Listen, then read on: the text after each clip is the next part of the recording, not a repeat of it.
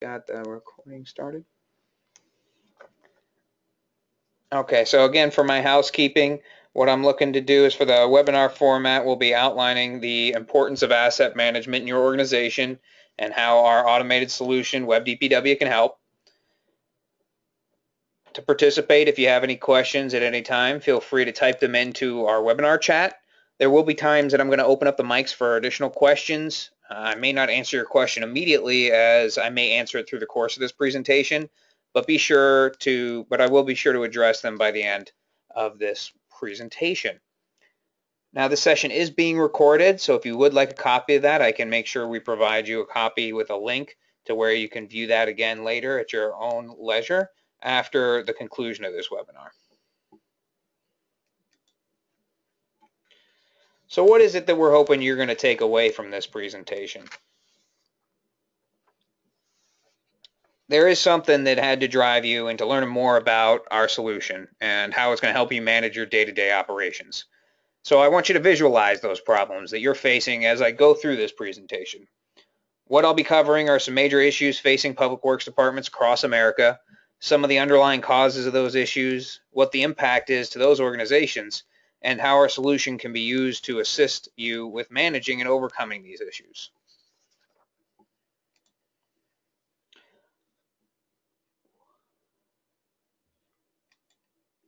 So what is the problem? Big picture, the major issue facing public works departments boils down to revenue versus cost. We're facing a funding and infrastructure crisis right now. In today's economy, government leaders, like those in the private sector, are faced with the challenge of doing more with less, striving to keep the same level of service with fewer personnel as a struggle many organizations face. But let's dig a little bit deeper. What are some further underlying issues that you yourself might be facing? Is it understanding what you have and where it is, what needs to be tracked? Where is it located? What condition is it in?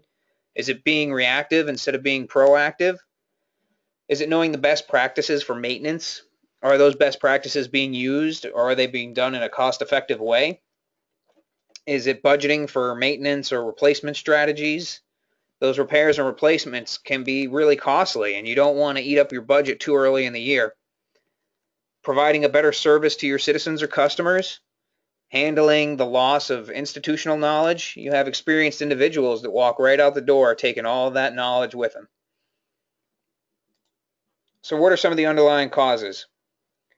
Is it your unorganized asset inventory? If you don't know what you have or where it is, how can you effectively manage it all?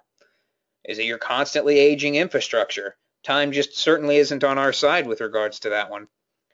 Perhaps it's poor communication or too much paperwork, no easy way to organize all that information together. Poor budget preparation, or again, your experienced employees are either just retiring or moving on to find new jobs. So what is the impact?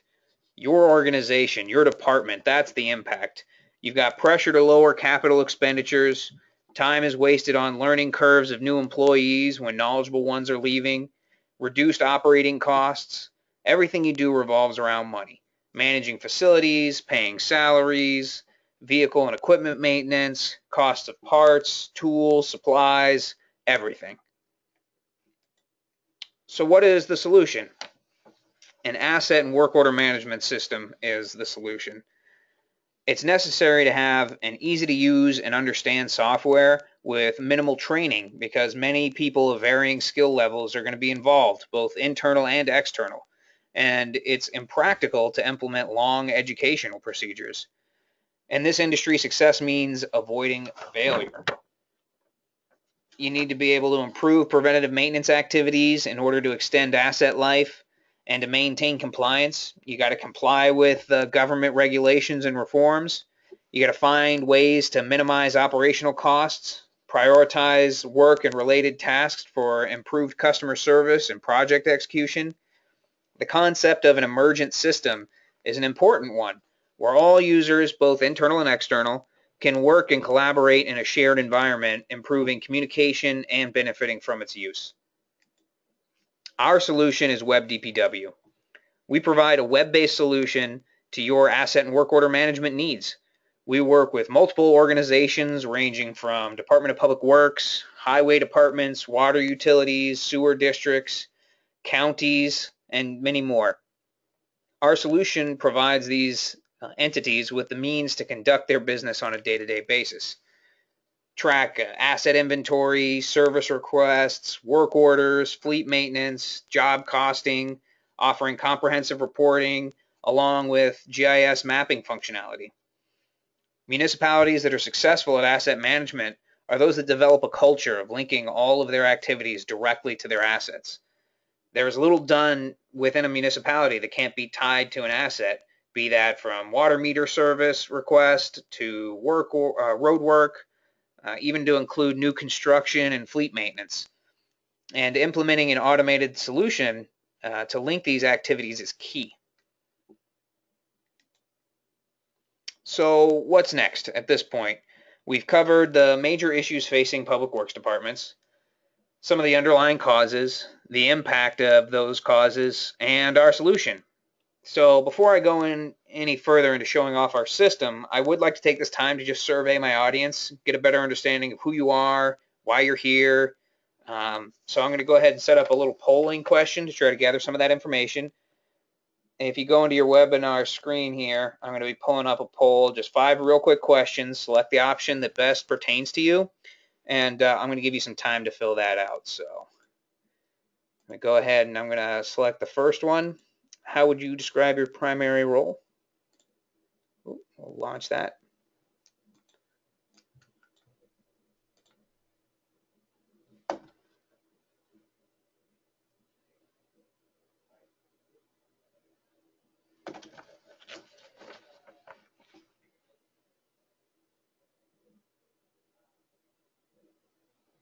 All right, I got about 75% of you guys voted.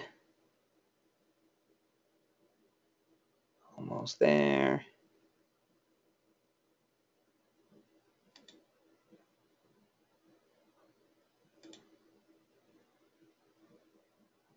All right, I'm going to close that one and we'll move on to the next one.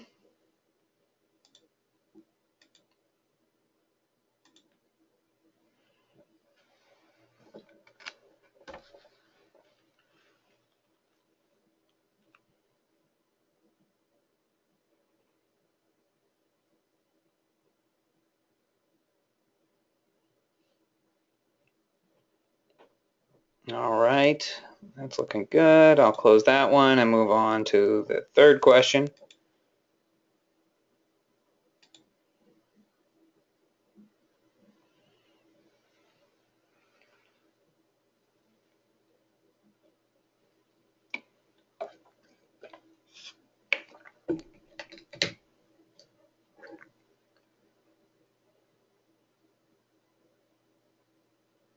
Perfect. All right, we'll move on to that fourth question.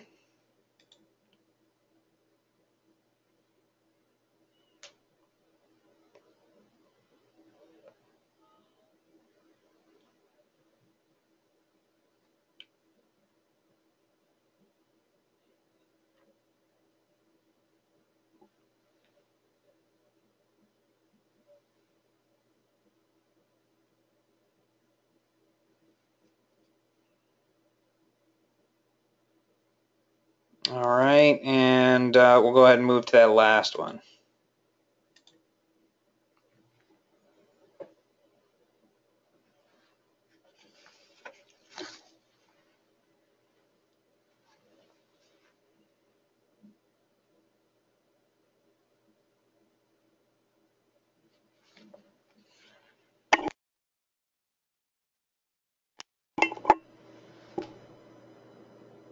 All right, perfect. Thank you all very much. That was some great feedback. I'll close out of that. And at this time, we're going to proceed forward. So what I'm going to be doing at this point is I'm going to take you through a demonstration of our software. If you have any questions that come up, be sure to type them into our question chat box, and I'll be sure to answer them as I go through, or I may answer your questions as they do come up.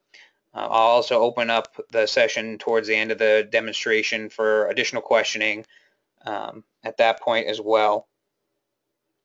Keep in mind that I'm going to log into a demo data set. So give me just a moment here while I go ahead and pull that up.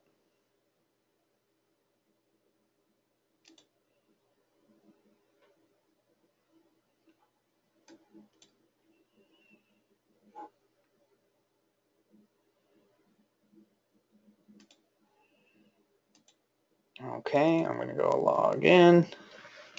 Right, so I'm going to log in here and to our demo data set as an administrator to the system. This is going to give me full access to all the pieces of our system. Now we do have other levels of access, user access, and I'm going to work towards discussing those towards the end of this presentation. But also keep in mind that everything I show you may not pertain to your particular organization, but they are included with the system. Not all pieces are necessary to be tracked with one another, but they can be. So when we first log in here, we're brought to our dashboard screen. This is going to give us a calendar view that shows us what we have going on and when, what's happening where, who's scheduled to these tasks, as well as what has yet to be assigned. So I can pull up some of that additional information here. And we can look at, ideally, when you've got everything configured to run throughout the system, you can interface directly through this calendar interface. We've also got a site picture of some of our activities here on the left-hand side.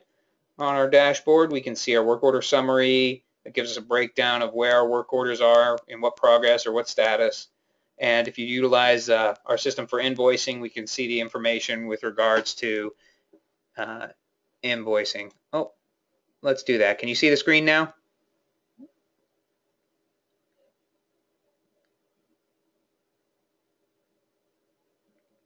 Perfect. Awesome.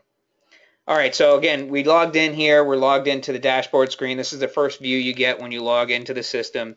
You'll see access to the calendar appointments and that additional information. We can sort of sort and view by a day view, a week view, or month view, or a timeline view, which gives you sort of like a 3-day view.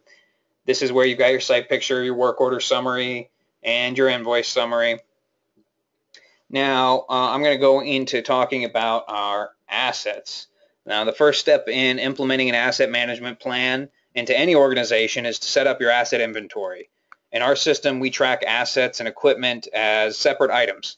The primary reason we track assets and equipment separately is that with equipment, we can track the mileage or hours in which it has traveled or been in use. And this really comes into play when we're scheduling preventative maintenance routines. There are some additional fields we do track for equipment records, which you'll see once I touch base on those. Now, when I say the word asset, I want you to really visualize and think about your assets, the ones that you work on throughout the course of the year, the ones that, now these can be like roads, street signs, water mains, backflow preventers, fire hydrants, facilities. Just picture and get a good sense of what it is you track most currently and what you're looking to better track. Now, when starting your asset inventory, you're outlining all the items that are most important to you and your organization. And this list is going to grow and can seem unmanageable, which is a challenge many organizations have. We've taken an approach in organizing assets by their type and creating a record specific for each individual asset. In working with the communities, we understand that people may be of varying degrees of technical skill. And keeping that in mind, we try to design our system to be very consistent and comprehensive. So when you're looking for an asset in our list, you can sort or filter by any one of these column headers. I'm just going to filter down now to signs, just for an example here.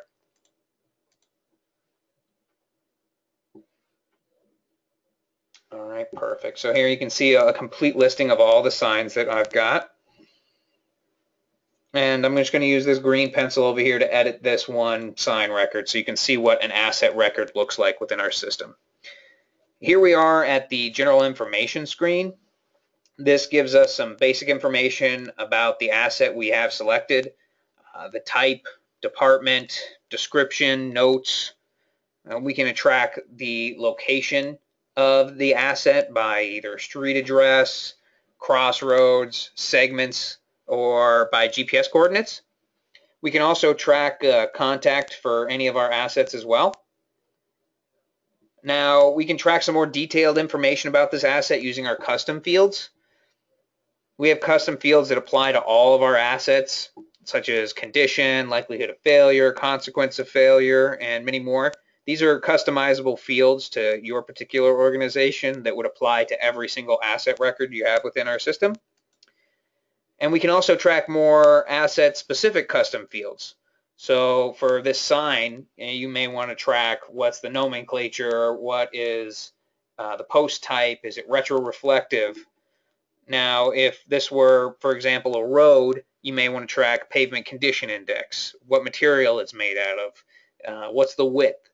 Or for a fire hydrant, you may want to track the fire flow or the color. Any of that pertinent information that you're looking to track for each type of asset that you have within our system, you have access to track and the ability to see right here from our basic general detail information screen. Now, moving on to the additional information you can see on our asset records, we can track depreciation. And this really helps you to understand if you're stretching out the length of your asset too far. We can set up what's the value of the asset at this point by maintaining the information on what its useful life is, what its original cost was, and setting up the method in which it should depreciate. That's going to help us better know, is it at the point where we can continue to maintain, repair, or replace? Is it something that we really just absolutely significantly need to replace? It's been living on its last leg for far too long at this point. By tracking the depreciation off of any one of your assets, you can get a firm understanding of this information to make more informed decisions. Now, for each asset record, each asset and equipment record, we can track and link together all of your preventative maintenance work or work order history. It's going to be tied directly to this record. This is where we can see complete history of all the activities that have been tracked for this particular asset, and when it's been completed, what those costs were, and more. I'll go into the work orders and PM details a little bit further into this presentation. But we can also upload any kind of images you may want or documents to the asset record, keeping all that pertinent information located together under one place, be that PDFs, JPEGs, PNG files, Word documents. They can all be attached directly to your assets. Now that I've covered the assets, I'm going to jump into our equipment real quick. And now, again, when I say equipment, I want you to visualize the equipment that you either use to get to and from your jobs, or the equipment that you use to get your jobs done. So that could be HVAC, fire trucks, dump trucks, backhoes, well pumps, etc. Again, the primary reason we track assets and equipment separately is that the equipment we track the mileage and hours in which it's been traveled or been in use. And this comes into play when you're scheduling your preventative maintenance routines. Now, there are some additional fields that we track on here, which we'll see. I'm going to go ahead and pick this pickup truck. Here on our general information screen, you'll see it looks very similar to our asset record screen. There are a couple of additional fields for equipment, such as manufacturer, VIN number, total mileage, hours used, our plate number, and more. We can also track the vehicle location, as well as its cost basis, if you're looking to bill out some of that work. But also an example of billing out the cost of your equipment is by FEMA type. And we keep current, up-to-date FEMA tracking tables in our system so that in the unfortunate event of a natural disaster, you aren't further burdened with the time-consuming paperwork to submit a report in for federal funding. Now, again, similar to our assets, you can track depreciation, see a listing of all the preventative maintenance details or preventative maintenance work orders that have occurred to this particular piece of equipment, the history log of all the work that's been done to this equipment, and upload any kind of photos or documents that you may want. So moving on from our asset inventory, we'll move into how we know what needs to be done to our assets or equipment and when. So I'm going to jump into service requests. Now, you may or may not track service requests in your organization, but I do want to just touch base on them for those that do. Tracking service requests is very useful for enhancing both your internal and external communications. Service requests can lead directly to a work order in our system. This allows This allows communities the ability to provide a better sense of accountability. When we're tracking a service request, the user logged into a system will be tied with that particular work so that you can see what's being done. I'll go ahead and just open one of these here. So you can see, since I created this particular service request, my name is tied directly to that. I can track when it was started, when it might be completed. We can track its status, who it was assigned to. If a work order is to be generated from the service request, it'll track the work order information on there, so we can always reflect and see whether or not that work has been completed or accomplished. We can track the asset specifically in this service request entry and track its location. Again, that ties this service request directly to that asset record. And we can also track the individual who called or made the request. Now, we can track it by someone arriving in person, sending an email, making a phone call, or we can implement a service request web page on your existing site that would allow citizens or customers to submit a service request themselves, and that would be populated in this list here. All right, so moving forward through our presentation, I will be touching base on our work orders. Now, we have maintained our sorting and filtering options throughout our system to better enable our end users to view exactly what it is that they want. I can filter my work orders by their status or the priority, perhaps the employee that it is that is assigned to them. And it really helps get an idea of a listing of what work needs to be done or what work has been completed. And these work orders are how we link activities such as inspection, operational maintenance, or total replacement directly to an asset or piece of equipment. So just to go through the motions, I'm going to start a new work order here so you can see what type of information we can track. Here on the first screen is where we select the asset or piece of equipment. I'm just going to go ahead and select this road segment here. So it's going to tie this information directly to this asset record. We can schedule our start and end time, configure our work order description, and this is a list of configurable descriptions that we work with you or your organization on defining, so that you can, once we implement this WebDPW into your organization, it's really tailored to what work you do on a day-to-day. We can track our work orders by project, and this is really useful for grouping your activities for reporting purposes. Now we can view the Assign tab. We can track employee hours and the cost associated with that if you're looking to track that information, or if you just want to track the person that was doing that, you can as well. We also have the ability to track contractor information here. So if you are to contract out any of your work, you have the ability to do that as well.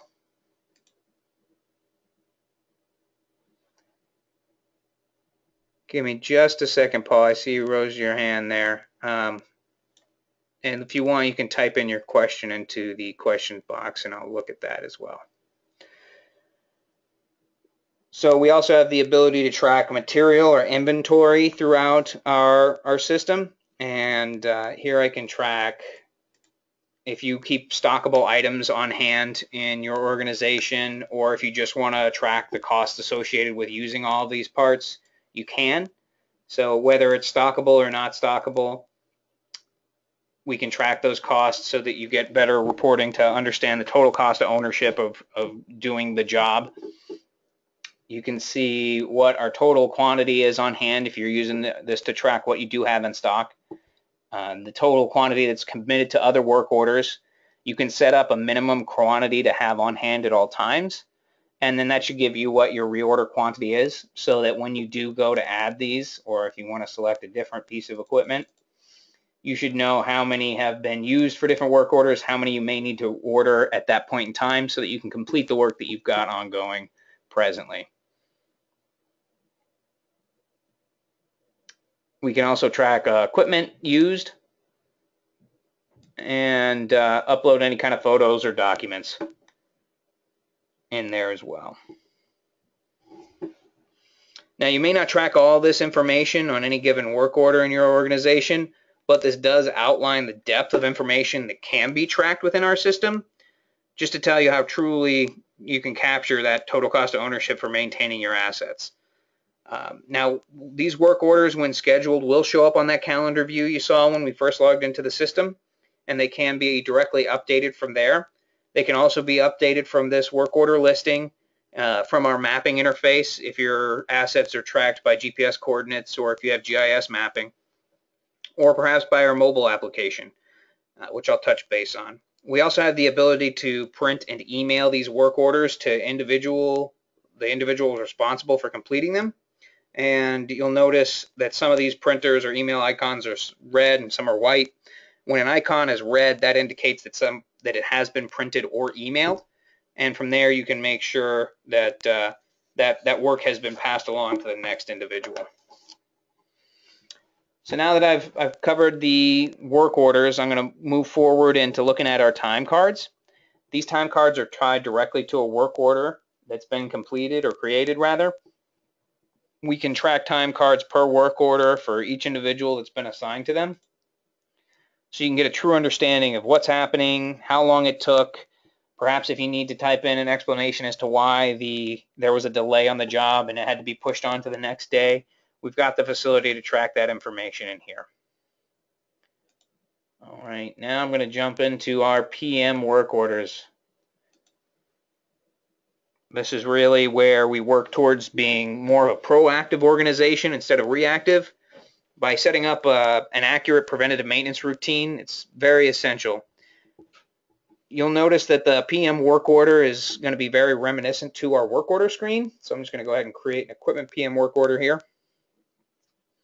I'm going to select a piece of equipment just to illustrate creating a preventative maintenance occurrence. Pick up this pickup truck. You'll notice it's going to populate the information there for me. It's going to tie our preventative maintenance work order directly to that record. Now I can select the description of the work to be done. And also, one of the differences between our work orders and our preventative maintenance work orders is our ability to notify an individual once the PM occurrence has been met. So once I assign it to myself, I'm going to get an email once our preventative maintenance occurrence has been met to say, hey, this is something that needs to be scheduled or worked on or put on the calendar.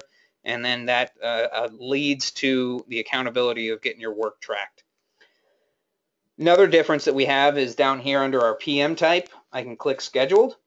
And so under my preventative maintenance, this is where we configure the preventative maintenance occurrence. I'm going to check no end date here.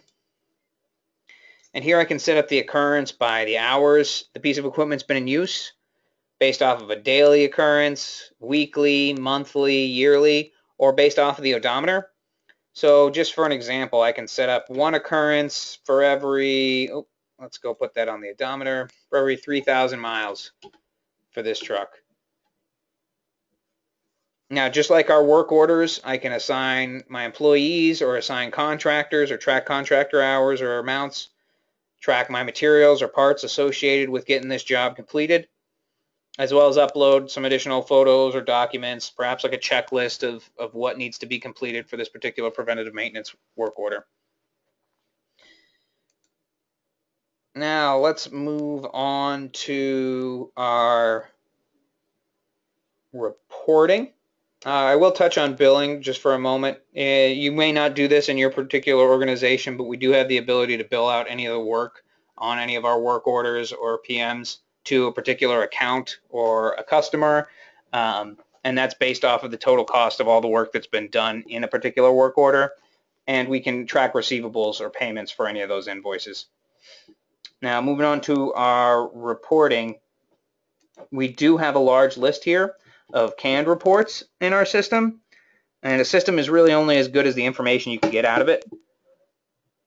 Maintaining compliance to government standards and regulations really comes with being able to prove what it is that you're doing, what has been done, what needs to be done. So what we've got here, a really good report that we've got, is our cost allocation summary, and it's really good for breaking out the work done in a particular time period.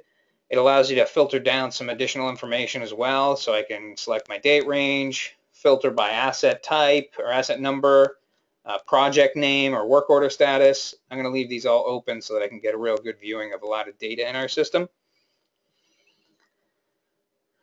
With this, you can really get a true understanding of your total cost of ownership for your assets to justify budgeting or merely to check on your work order statuses and what those costs are being associated with it.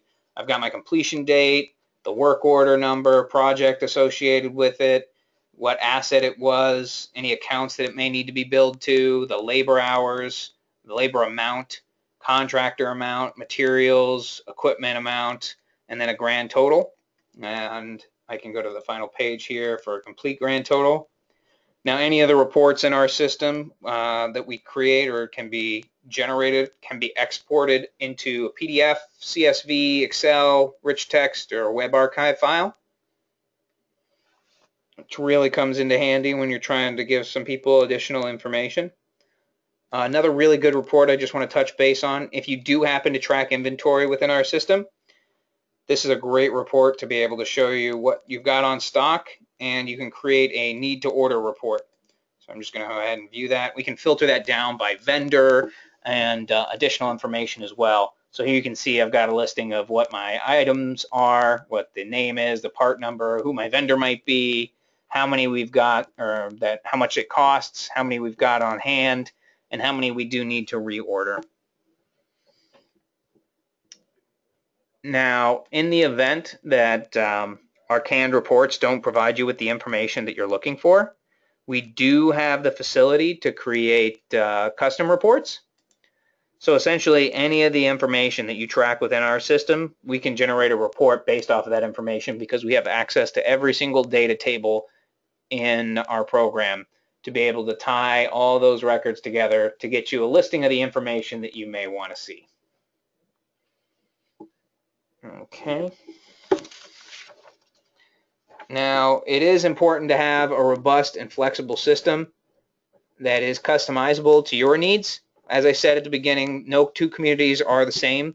And as part of our implementation, we work with our organizations to help them define specifically what is most important to them, track different types of work order descriptions, priority lists, project lists, add new assets or asset types, different location tracking contacts, adding new equipment types, manufacturers or contractors, tracking your inventory or the vendor listing, additional information about your organization, account listings, department listings, the users that you have within the system, as well as a robust security role creation piece.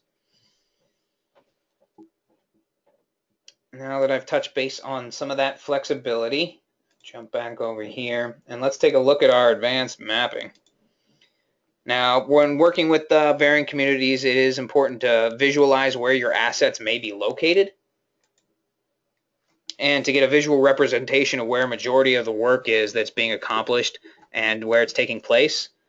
By tracking your assets by GPS coordinates, or if your organization has GIS shapefiles that outline your assets already, you'll be able to do just that. Here you can find an asset that we may want to work on. I'll pull up one of these culverts. I can select it directly from my mapping interface here, update custom fields directly through this interface, update the asset directly from this interface, create a work order directly from here as well. And we can also pull up a listing of the work orders that we have that are ongoing. It's going to give us a breakout of what we have going on where, what status those are in. It's going to be little pins that are color coordinated based off of if they're brand new and they haven't been assigned, if they have been assigned and they haven't been completed, or if they have actually been completed. So here I can see where I've got a good concentration of a lot of my work orders taking place based off of this pin allocation. And I can filter some of that information down as well. Perfect. Okay. I'll close out of this now. So here you can see our mobile interface. It's really useful for tracking service requests, and the work orders can be completed out in the field with this piece as well. But in review, we did cover some of the major issues facing public works departments, the underlying causes, what the impacts of those are, and how our solution can help manage those. Having an understanding of your asset inventory, their locations, condition, leveraging that information to know when and how often maintenance needs to be done, migrating from being a reactive organization to a proactive one, outlining the costs of your maintenance to better understand the total cost of ownership. This will provide the information necessary to appropriately budget for future maintenance and provide a better service to your citizens or customers as well. And it'll really help you capture that institutional knowledge. It is really important to optimize the use of your human resource to eliminate your data entry activities, the exchanging of paper, and WebDPW allows you to organize and track and do the feedback and control for your organization. That is a wrap at this point. If you are interested in learning more about WebDPW and how it can help you get control of your organization, feel free to contact me. We can offer you a free assessment of getting WebDPW implemented into your organization, and we do offer limited free trials. Now, before I finish, I do want to address any questions at this point with regarding to what you've seen here today. So I'm going to go ahead and open up some of your mics. See, we've got these here.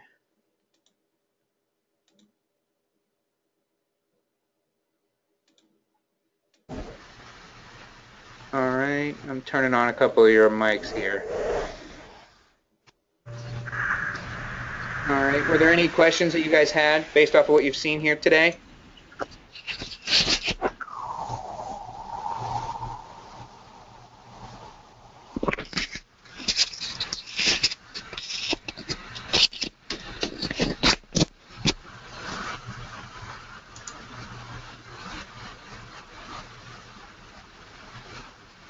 Okay, well, I'm not hearing anything from you guys at this point. I'll check the question box. Doesn't look like I have any questions from you all. That would conclude our presentation for today. Again, here's my contact information. I want to thank you all very much for your time today.